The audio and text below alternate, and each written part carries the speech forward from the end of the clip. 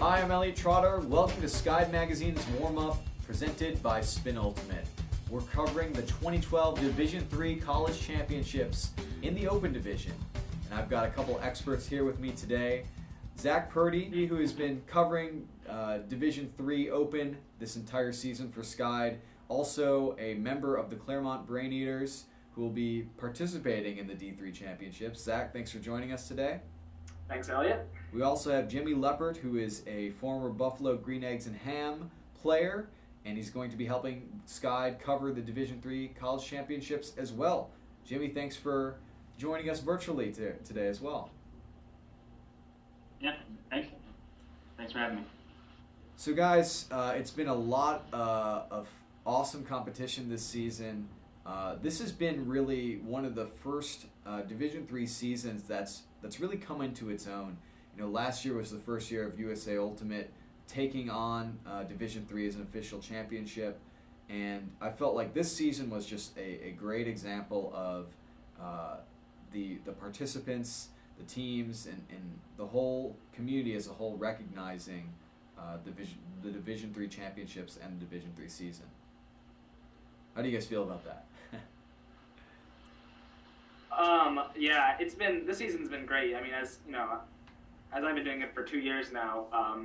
Last year, you know, we saw, you know, about a week before the championship, I saw 16 names of teams, you know, on the website, and you know, I was like, who are these teams? How good are they? I have no idea who their players are. You know, it was still a great championship, and despite some rain problems, it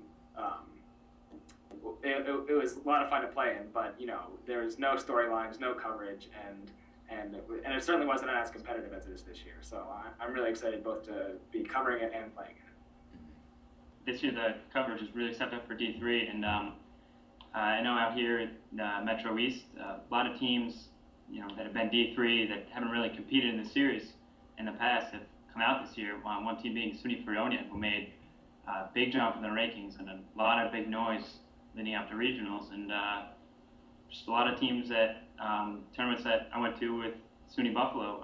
We saw D3 teams come out and give us hard-fought games. They gave us games that you know, you don't really expect from D3 teams. You know, they're definitely stepping up a level of competition and you know, getting up there with the D1 teams. Mm-hmm. So let's talk a bit about the season.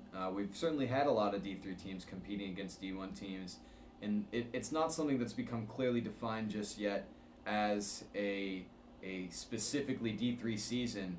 You know, D3 and D1 teams are still playing each other a lot, but when there is some parity competition, it's interesting to see that too. What are some of the highlights of the season for some of these D3 teams that you guys see as notable? Jimmy, let's start with you.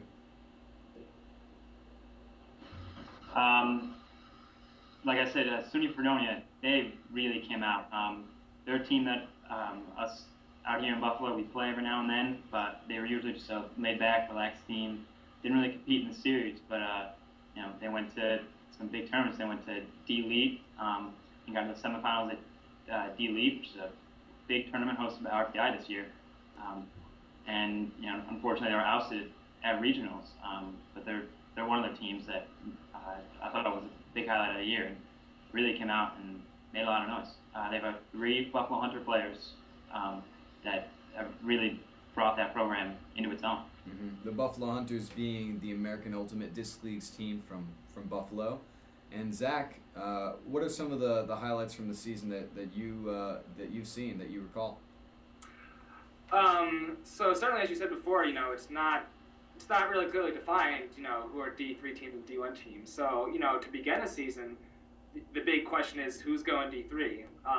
So the big names are Kenyon College, University of Puget Sound, as you know, and St. Olaf and Carleton Gap, which both competed 2 years ago. In fact, all 4 of those I think competed 2 years ago. I'm not sure about St. Olaf. So that was a big thing. So that, you know, those 4 teams are probably all going to be seated in the top 8. So they're going to, you know, improve the competition dramatically. In terms of results, no, there's a few big wins over D1 schools, particularly St. John's beat Vermont at high tide, so that was an exciting moment for D3. And Claremont played University of Central Florida. We played them pretty close.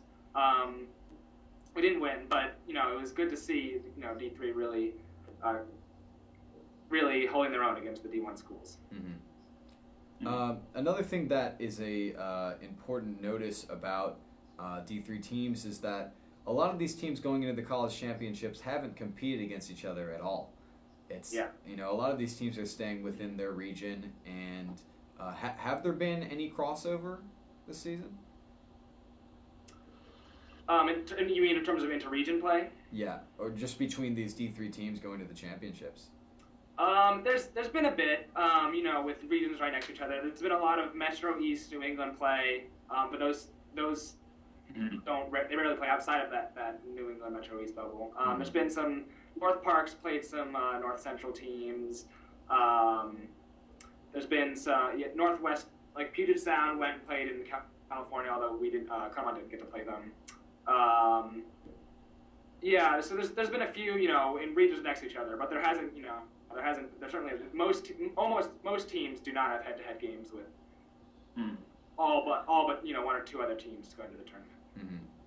I know Kenyon and Ohio Valley went down to Eastern's qualifier, and unfortunately that tournament got rained out. But they tried to go and play out-of-region opponents. They had some potential there. So shifting a little bit away from the teams and maybe focusing in more on the players, who are some of the players that have been stepping it up for their teams this season? I guess I'll start right here at home with my captain, Tommy Lee. I had a feeling you might say that. I think he's one of the best Division III players at the tournament. There'll be an announcement about him in the next few weeks. But for now, he's probably second team All-Region last year, probably first team All-Region this year. He does everything: hucks, layup Ds, outstanding work ethic, and great leader. As far as other teams, St. John's has some big name players. They have, their two best players are sophomores actually, so I'm scared about them for years to come. But Nihal Batka is one of the most athletic players in the division, and Pat Kunkel, their other sophomore, handles for them is also very good. I guess I'll shift it off to Jimmy for the rest. Staying in the Metro East, big love of Metro East. I know, as much as everyone hates on us out here. Dan Donovan of RPI played for Tenacity, and I watched one of their games 2 weekends ago at regionals, and he had the ability to go out there and take control of the game, and he played a strong game. He'll be someone to look out for when RPI takes the field in Appleton. And then Kenyon had a few playmakers when we played them in the fall. Don't remember what their names were, but Kenyon has a couple big guys to be on the lookout for too. Oh, I have a few more. Puget Sound's Kai Lewis, I've heard a lot of really good things about. Has great throws, any part of the field, can huck it, breaks the mark really easily. And then from Bowdoin, Dylan Kane, I've heard. I haven't seen him play, but I've heard a lot of really good things about him. He's supposed to have a huge backhand, and really is the main player on their team. Got it. So let's shift to regionals and what some of our regional surprises were on teams that did make it, teams that didn't make it. Jimmy, in your eyes, what were some of those squads? The big obvious one, Rice took down Harding. That screwed everything up. Harding was they were one of the teams that were leading our power rankings the entire season. Yeah, looking at the April 25th rankings right now, and Harding's at the top of the rankings. They're not going to D3 Nationals. Probably beat it like a dead horse now, but SUNY Fredonia out of the Metro East, a lot of people had them coming out strong and maybe making some noise at Nationals, and they got knocked out by SUNY Cortland. Or they lost to SUNY Cortland and ended up losing subsequently. Those are two teams that were supposed to make Nationals and didn't. Zach, anything else from you? Yeah, the other big surprise was Reed College out of the Northwest. Yeah. They got Northwest grabbed a whole bunch of bids right at the end of the season. They got 3 bids total, and it was people were looking mainly at Puget Sound for number 1. Everyone thought, which happened, and then Lewis and Clark and Pacific Lutheran for 2 and 3 in some order. But in the end, Reed came through with not much. They went to one tournament before that, and it was all Northwest teams. So they're, a very unknown team outside the Northwest. But they even beat Lewis and Clark to take second in the region. So, they were a big surprise for me. Mm-hmm. All right. Well, let's shift to the 2012 Division III College Championships and look towards Appleton and what some of our predictions will be for the show itself.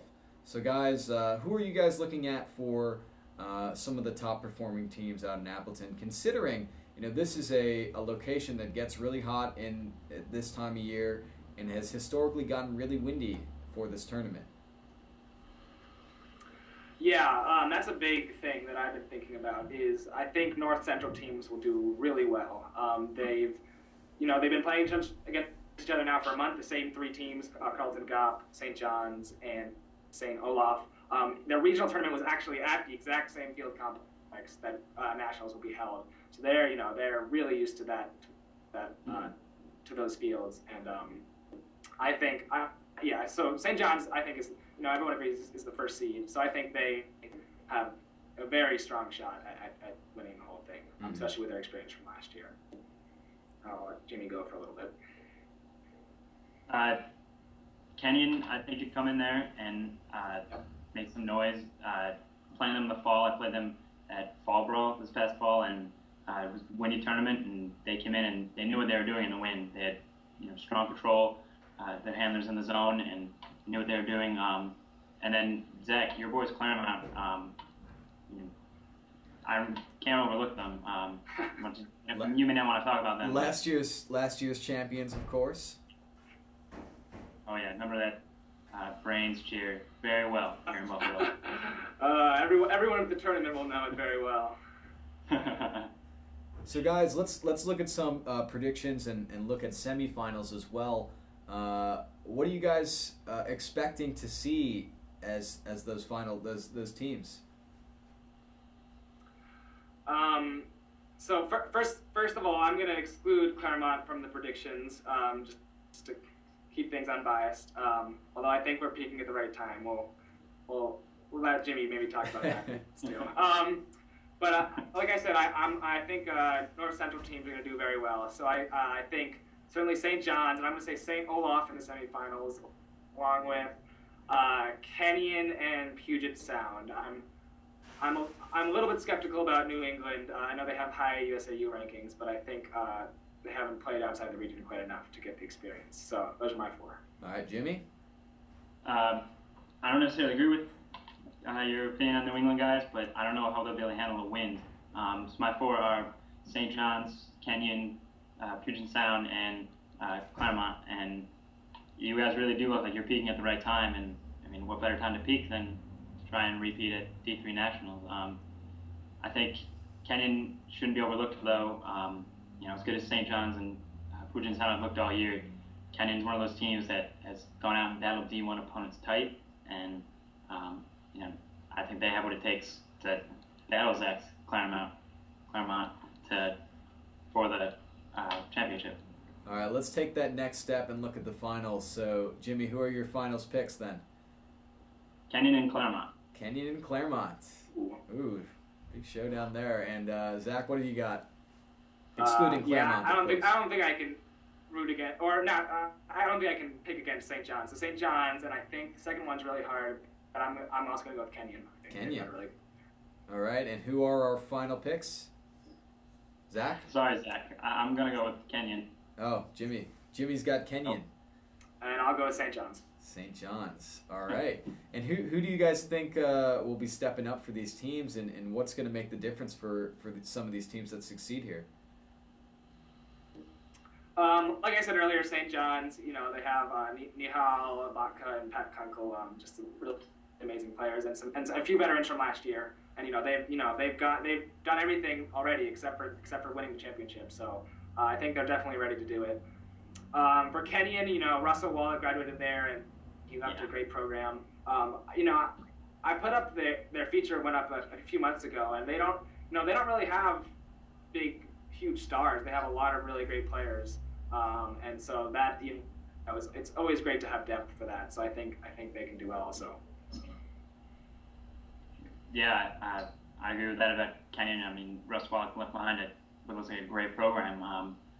And then your guys in Claremont, like I've been saying, looks like you guys are peaking at the right time, and that seems to be key in Ultimate, that you peak right when you need to. It's been shown in D1 in years past, and I think it'll be shown in D3 this year. Great. Well, Zach, you've been covering this entire D3 season. Any final words before we go into the championships? Like I said before, this has been my first time working with Sky and first time doing coverage, and it's been awesome. The feedback I've received has been great, and I'm really excited for D3 to develop in the years to come, and I'm really excited to play in it this year and next year. So, it's just been amazing. Awesome. Well, that's been Zack Purdy, who has been our Division III coverage director this year for Sky Magazine, also playing for the Claremont Brain Eaters this year, and also Jimmy Leppert from Buffalo Green Eggs and Ham, who will be covering the Division III championships with Sky as well this year. Guys, thanks a lot for joining us today. Thanks, Elliot. Thanks, Elliot. I'm Elliot Trotter, here with Sky Magazine's warm-up presented by Spin Ultimate, covering the Division III college championships. We'll see you in Appleton.